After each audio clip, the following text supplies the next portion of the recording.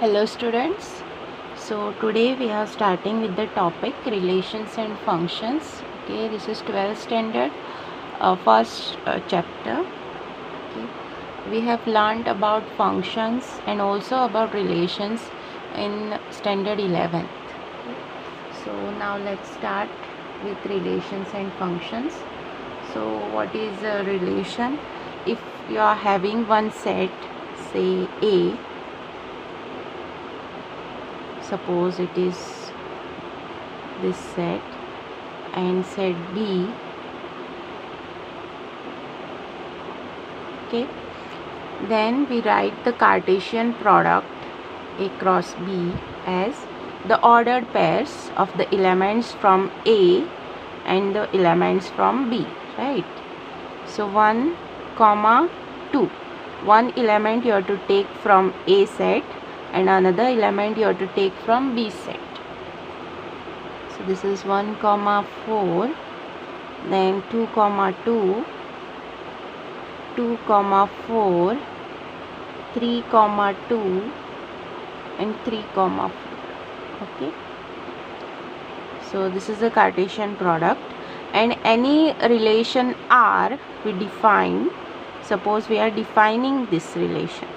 Okay, it is a set of x comma y such that say x is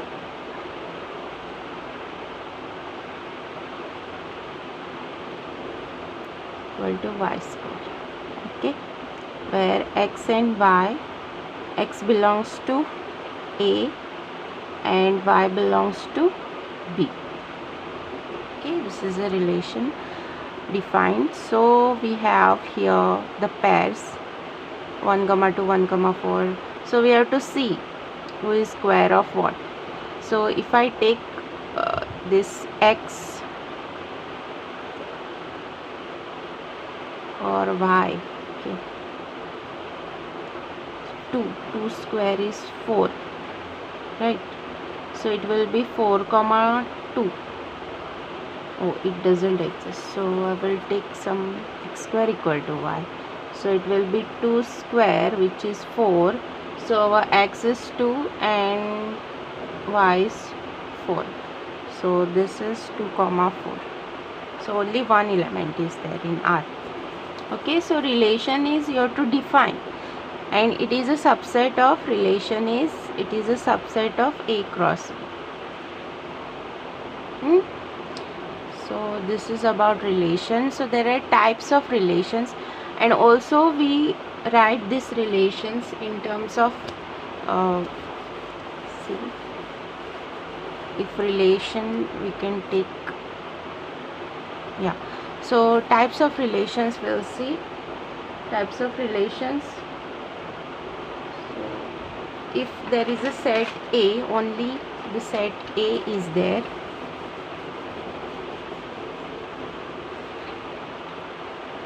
Types.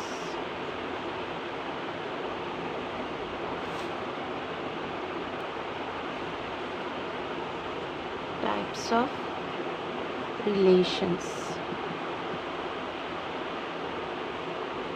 Okay. If there is a set A and we are taking Cartesian product with A. Okay. So the relation R in a set A is called empty relation. Empty, that is null set. Okay. Empty relation. If no element of A is related to any element of A, so no element of A is related to any element of A. So we can write this as R is equal to empty relation, and we know that empty set is contained in the whole set. Okay, A cross. And second relation is universal relation, that is the whole set. Okay.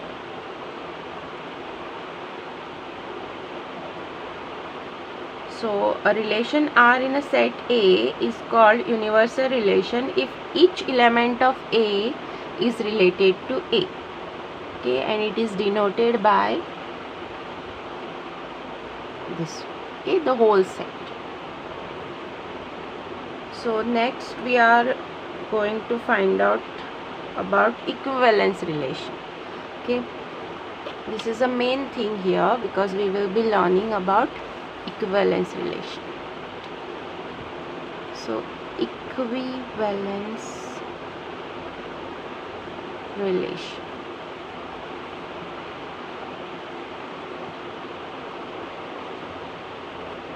Okay, a relation R in a set A is called, okay, to find out whether this relation is equivalence or not, there are three conditions which should be satisfied. Okay, first one is reflexive. Okay. What do you mean by reflexive? Reflexive is if both these elements are same. Okay, A comma A belonging to this pair belonging to R. Means this pair belongs to R, that is the relation for every A belonging to A. Okay, then we can say that the given relation is reflexive. Then second, we have to prove symmetric. The word itself says it. Symmetric means we have to prove something similar. Okay, if A comma B, this is one element from R, belongs to R, then if we get implies that B comma A also belongs to R, okay, for all A comma B belonging to A, okay, then we can say it is symmetric. If you have this element belonging to R and also this element belonging to R, then we can say it is symmetric. Okay. Then third is about transitivity. Transitive. Okay. If A comma B belongs to R, okay, this element belongs to R, and B comma C belongs to R, okay, which implies that A comma C belongs to R. If this condition is proved, then we can say it is transitive. If all three conditions are satisfied, we can say it is an equivalence relation. If any of this condition is failed to satisfy, then we can say that it is not an equivalence relation. Okay, so we'll do one example on this. Okay, you can note this down.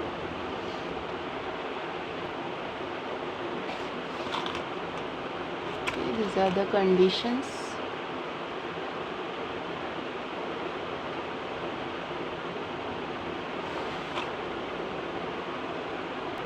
Okay, this is the example given in the textbook.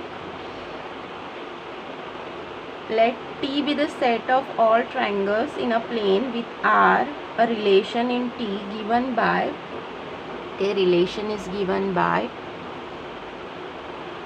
set of T1, T2, okay, and T1 is congruent to T2. You have to show that R is an equivalence relation. So this is the relation which is defined. Okay, congruency means one triangle is congruent to another triangle. This means that all the corresponding sides and corresponding angles are equal, okay, of the given triangles.